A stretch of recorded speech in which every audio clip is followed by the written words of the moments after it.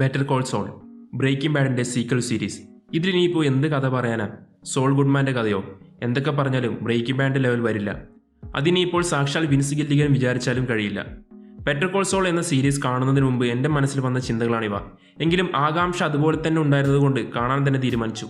അതിന് കാരണം breaking bad എന്നിൽ ഉണ്ടാക്കിയ എഫക്റ്റ് തന്നെയാണ്. വിൻസ് ഗില്ലിഗൻ പറയുന്ന ബെറ്റർ കോൾ സോളിൽ ബ്രേക്കിംഗ് ബാഡിൻ്റെ ചെറിയ എലമെൻറ്റ്സ് ഉണ്ടാവുമല്ലോ, കാണാനുള്ള കാരണമായി അത് മതി.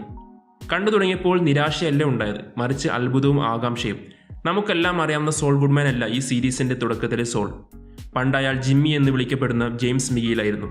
ഒരു സാധാരണ വക്കീൽ, വയറ്റിപ്പിഴപ്പിന് വേണ്ടി ആർക്കും വേണ്ടാത്ത കേസുകൾ എടുത്ത് വാദിക്കേണ്ടി വരുന്ന ഒരു തുക്കട വക്കീൽ.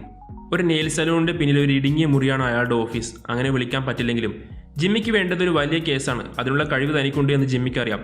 എന്നാലും ആ ഒരു വലിയ കേസ് കിട്ടാനുള്ള അലച്ചില്ലാണ്. ബില്ലുകൾ ഇങ്ങനെ കൂടിക്കൂടി വരുന്നു. അതേസമയം ജിമ്മിക്ക് ഒരു മൂത്ത സഹോദരനുണ്ട്, ചക്ക് മിഗേൽ. ഹാമിലിൻ മിഗേൽ എന്നൊരു വലിയ ലീഗൽ ഫേമിൻ്റെ പാർട്ട്ണർമാരിൽ ഒരാളാണ് ചക്ക്. എന്നാൽ ഇപ്പോൾ ഇലക്ട്രോ മാഗ്നറ്റിക്കിനോട് അലർജി എന്ന റെയർ കണ്ടീഷൻ മൂലം കമ്പനിയിലേക്ക് പോകാതെ വീട്ടിൽ തന്നെ ഇരിപ്പാണ് ചക്ക്. തനിക്ക് വീണ്ടും ഉടനെ ജോലിക്ക് പോകാൻ കഴിയുമെന്നാണ് ചക്ക് കരുതുന്നത്. എന്നാൽ ജിമ്മി ആ ചക്കിൻ്റെ കമ്പനി ഷെയർ കിട്ടാൻ ഹവാർഡ് എന്ന ഇപ്പോഴത്തെ കമ്പനി തലവനെ പ്രഷർ ചെയ്യുന്നു. ഈ സഹോദരങ്ങളുടെ ഒരു കോൺഫ്ലിക്റ്റും സീരീസിൻ്റെ തുടക്കത്തിലെ പ്രധാന പ്ലോട്ടാണ്. സീരീസ് പുതുതായി ഇൻട്രൊഡ്യൂസ് ചെയ്യുന്ന ചില ക്യാരക്ടേഴ്സാണ് ചക്ക്, ഹവാർഡ്, കിം വെക്സർ, നാച്ചോ തുടങ്ങിയവർ. എന്നാൽ ബ്രേക്കിംഗ് ബാഡ് ആരാധകർക്ക് പ്രതീക്ഷയായി മൈക്കും സീരീസിലുണ്ട്. ആദ്യത്തെ എപ്പിസോഡിൽ ഒരു ചെറിയ സീനിൽ മാത്രം വന്നു പോകുന്ന മൈക്ക് പിന്നീട് അങ്ങോട്ട് സീരീസിലെ ഏറ്റവും പ്രധാന കഥാപാത്രങ്ങളിലൊന്നാണ്. അവിടെ കൊണ്ട് തീരുന്നില്ല. ബ്രേക്കിംഗ് ബാഡിലെ മറ്റു പല കഥാപാത്രങ്ങളുടെയും പഴയകാലം ഇതിലുണ്ട്. അവർക്കെല്ലാം നല്ല റോളുമുണ്ട്. സാളമാങ്കാസിൻ്റെയും കാർട്ടൽസിൻ്റെയും കൂടി കഥയാണ് Better Call Saul. Breaking Bad പോലെ ഒരു സ്ലോ പോയിസണാണ് ബെറ്റർ കോൾ സോൾ.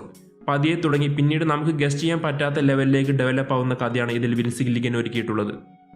ബ്രേക്കിംഗ് ബാഡിൽ നിന്ന് കിട്ടിയതൊക്കെ നിങ്ങൾക്ക് ഇതിലും കിട്ടും. കിടിലൻ സ്റ്റോറി, അസാധ്യ ക്യാരക്ടർ ഡെവലപ്മെൻറ്റ്, ഒരേ സമയം ആക്ഷനും ഡ്രാമയും, ഓരോ ക്യാരക്ടറും സ്വന്തം ഐഡൻറ്റിറ്റിയും ഓരോ ഗെയിം പ്ലേയും. ഇവിടെ ആരും കാഴ്ചക്കാരല്ല, എല്ലാവർക്കുമുണ്ട് അവരുടേതായ നേട്ടങ്ങളും നഷ്ടങ്ങളും. ഒറ്റ വാക്കിൽ ജിമ്മി മിഗേൽ എങ്ങനെ സോൾ ഗുഡ്മാൻ ആയി എന്നത് മാത്രമല്ല ബെറ്റർ കോൾ സോളിൻ്റെ കഥ, അത് ആൽബക്കർക്കിയുടെ കൂടെ കഥയാണ്.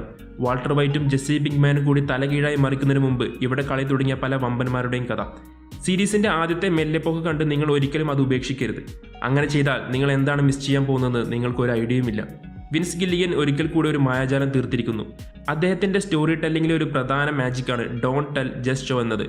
അതായത് ഡയലോഗിലൂടെ കഥ പറയുന്നതിൽ കൂടുതൽ അദ്ദേഹം നമുക്ക് വിഷ്വലി കാണിച്ചു തരും.